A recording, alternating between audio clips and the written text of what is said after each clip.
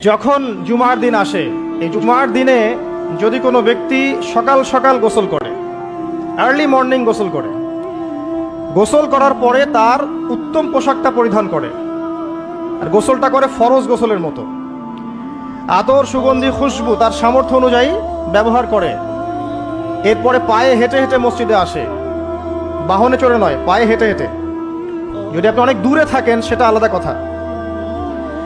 এবং ইমামের কাছাকাছি বসে, মসজিদে আসার পরে যতটুকু সম্ভব হয় সুন্নত পড়ে নিল, নফল পড়ে নিল, এরপর ইমামের কাছাকাছি এসে বসলো, ইমামের খুতবা শ্রবণ করে মনোযোগের সাথে। খুতবা শ্রবণ করার সময় কাউকে কষ্ট দেয় না। কাউকে কষ্ট দেয় না মানে হচ্ছে যে কেউ কথা বললে তাকে এতটুকু বলে না যে তুমি চুপ করো,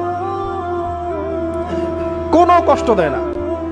ইমামের খুতবা শ্রবণ করে, নামাজ পড়ে ইমামের সাথে।